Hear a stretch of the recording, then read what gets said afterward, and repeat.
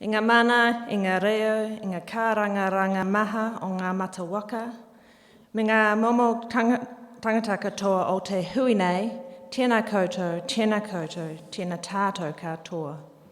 It's great to be here, and thank you very much for the award last night. I've got the little badge on here. It really was a very special evening, and it's a great thing for me to be able to talk to you about the work that we've been doing at the Council of Trade Unions, to thank the NZEI Te Reo for its incredible commitment to our organisation, not just in the national office, but actually more and more out in the areas where we're carrying out our campaigns. We are seeing you people at everything, and it's very exciting. Every meeting, every protest, every opportunity, your members are turning up and supporting our work.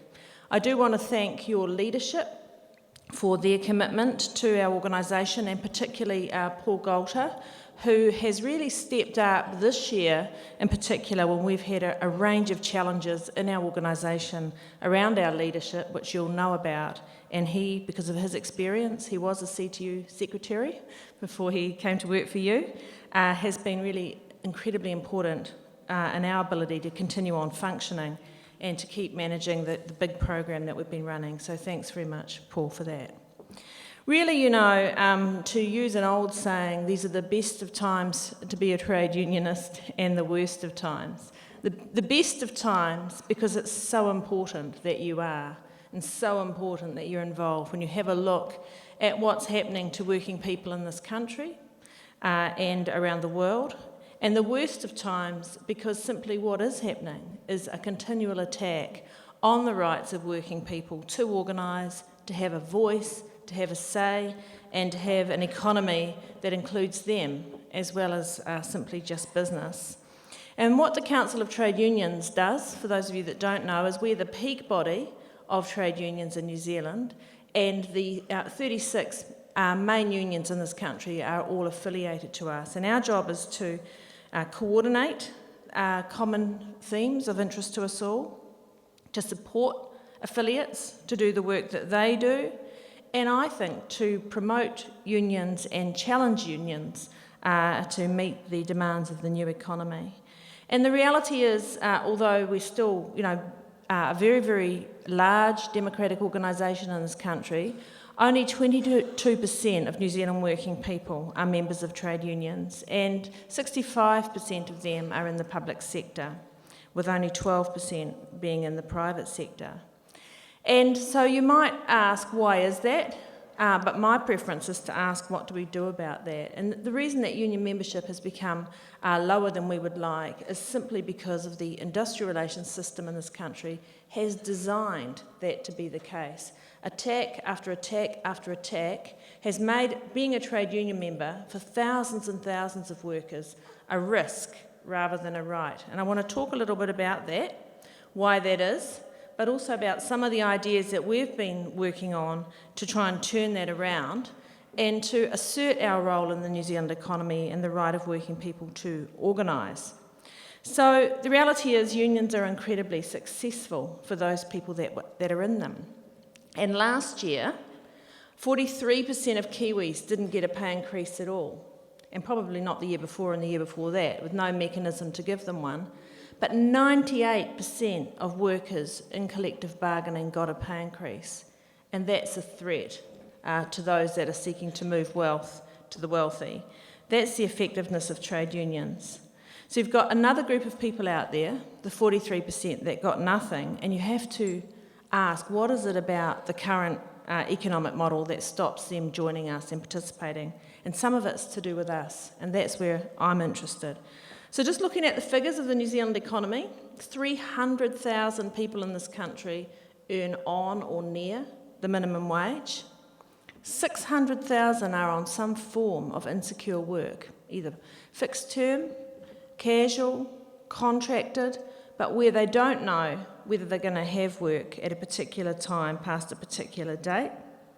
We've got huge numbers of workplace accidents, and you would have seen the work we've been doing on health and safety. 6 times the accident rate of the UK and twice as high as Australia. Our health and safety is a big mess.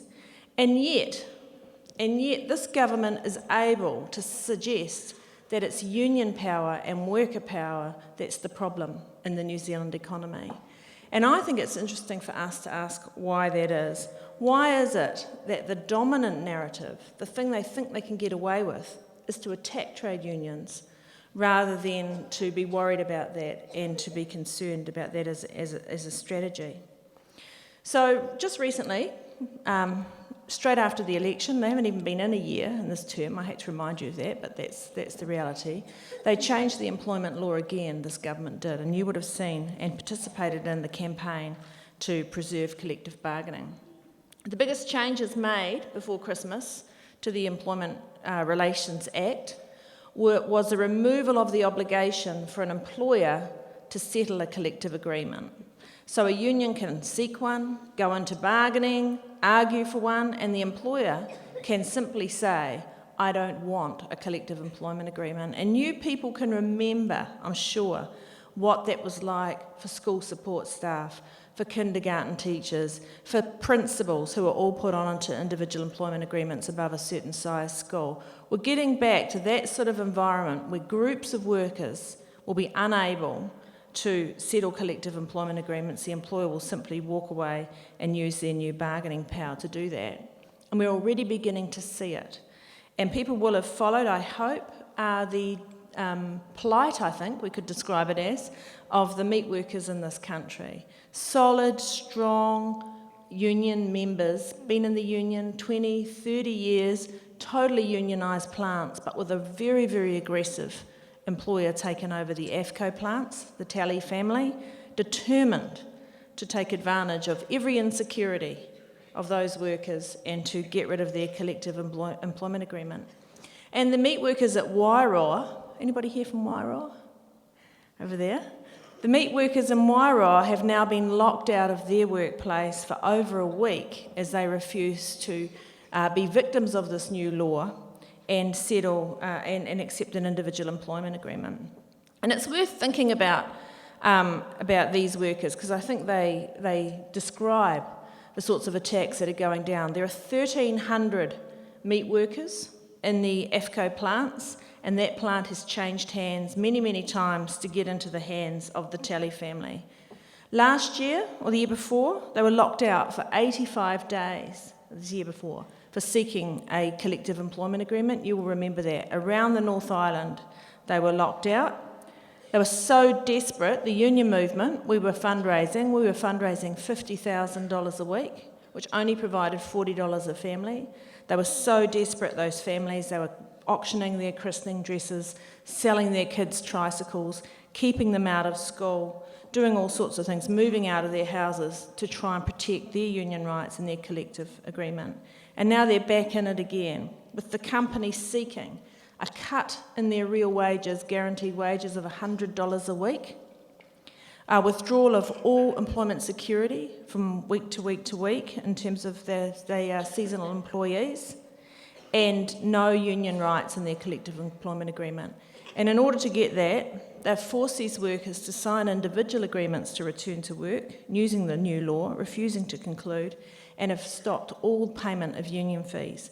And I listened to Darryl Ward with his life membership saying how he'd been responsible for the transfer of workers in this union from employee deductions to direct debit, and congratulations. You can see what happens when you rely on the employer and they simply stop paying union fees. And now they're trying to say that these meat workers are not in the union. 80% of these meat workers are Māori, and they work in communities where that is the only job that is available to them.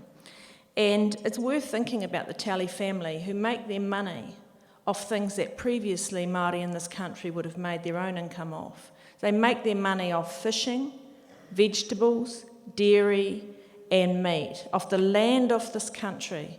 And now they're allowed to totally exploit this workforce, regardless of the fact that it's a colonial arrangement, that they've got all these resources in the first place. They're now allowed to drive them into the ground, injure them at a huge rate, and extract wages. And what's the government's response?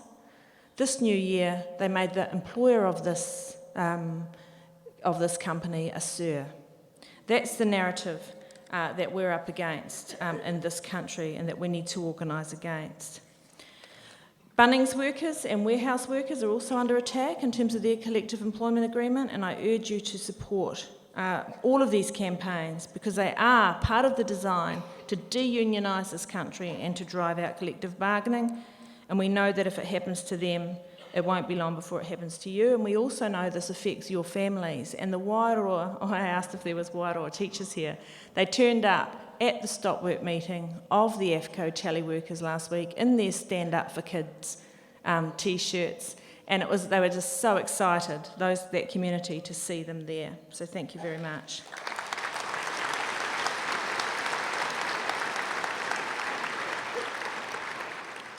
So we've got these challenges, and the real question is, what do we need to do about it? And we are doing stuff, and that's really what I want to talk to you about. So the reality is, while we're under attack, we're also not fit for purpose.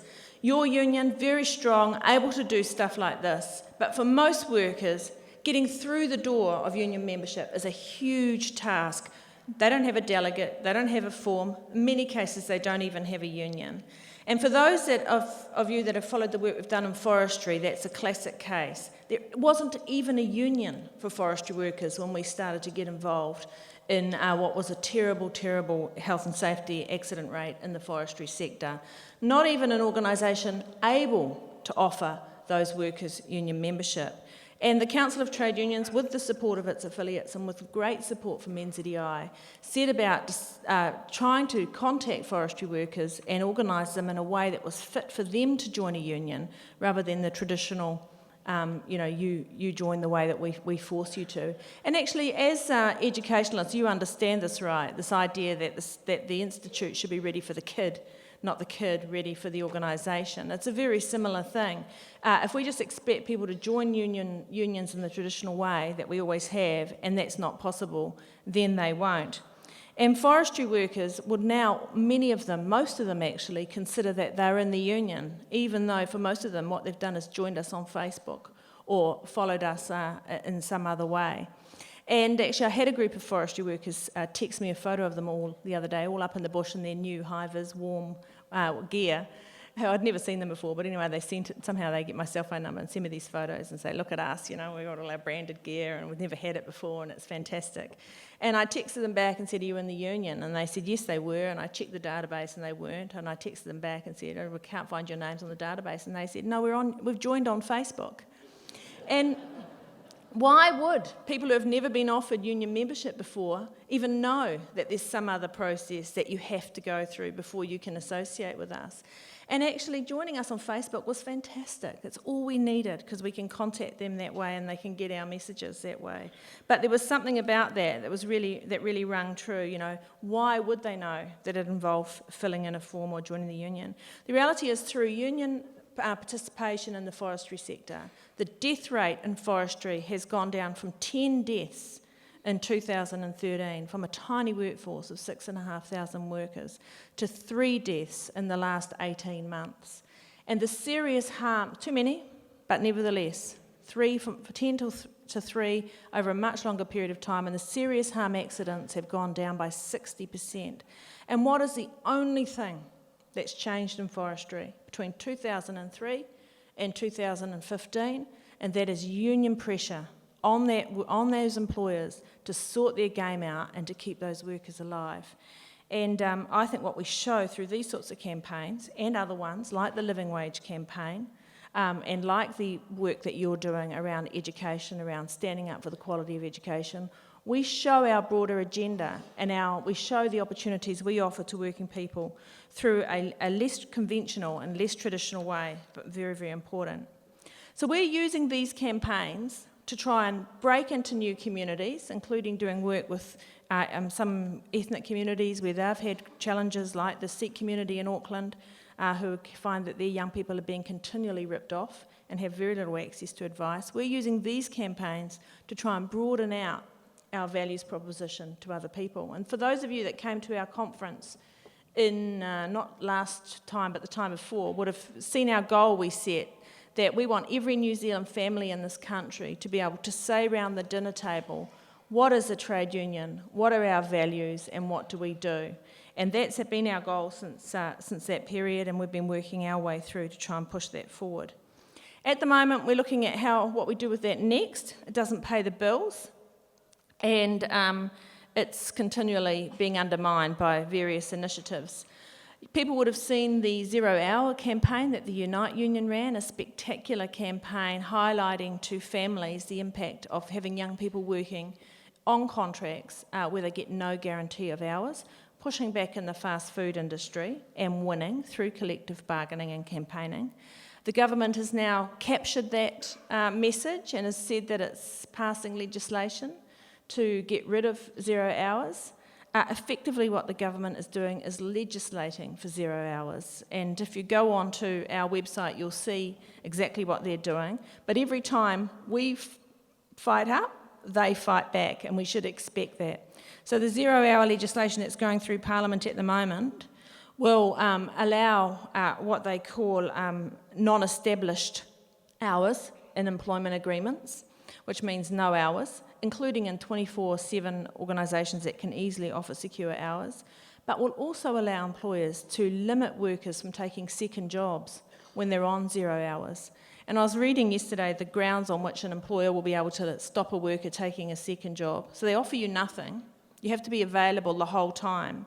They don't have to pay you anything except compensation as per the employment agreement, which could be nothing. And yet they can tie you down from taking a second job. And one of the reasons is because of their commercial reputation. They wish to protect their commercial reputation, and therefore they can stop you taking a second job. And you have to ask, if you're thinking about the story, an employer that offers you 0 hours should think about that if they want to protect their commercial reputation before they go off and restrict the worker from taking a second job. So we're about to ramp up that 0 hours campaign. Again, it's a campaign that reaches beyond traditional trade union members, beyond what many of our traditional industry workers will be experiencing yet, but one that's incredibly important to reach out and to build that message in New Zealand families that we're important institutions. And just finally, I guess that takes us to the new piece of work that we're looking at and that we're going to do some work on at our conference. And that is that trade unions actually are public institutions. And we need to assert our role, and that's what I really admire about this organisation, is that you continue to assert your role as the public institution that will stick up for the education system. And what we want to do is to start to build that type of idea across the New Zealand economy. Everybody knows that the courts are public institutions, and we all get anxious when they're under attack or judges are criticised or whatever's going on there. Everybody knows the Parliament is a public institution. They accept the media as a public institution, and even though we don't like the media a lot of the time, we don't want it closed down, we don't want it suppressed, we don't want it pushed around, we want it to operate freely because we see it as a public institution. They sort of accept universities as public institutions, free and frank advice, although they are under attack. But for trade unions, you can take us or leave us. You can attack us, cut us down, stop us doing our job, or you can build us up. It's not really constitutional, it doesn't really matter. But in fact, that's wrong, and we need to come back and say we are public institutions. We carry out a public good. We fight for working people for a voice for them, and we're prepared to take the responsibility that goes with that. And if we can assert our role as public institutions, we can also set some criteria for our own performance, because if we want to be public institutions, we have to be democratic, we have to be accountable, we have to be effective. We can't operate like private organisations, only in the interests of our members. We have to act like public organisations, constitutional organisations, and I know we can do that. The more we get attacked, the more we become private, the more we start just looking after our members. We have to resist that and keep reaching out. So that's basically what our platform's built on over the next few years, is talking to unions and working with workers to broaden our power, basically, to broaden our impact, to bring in new communities, to build new alliances, and to provide easy access to workers, to trade unions who would otherwise not have access.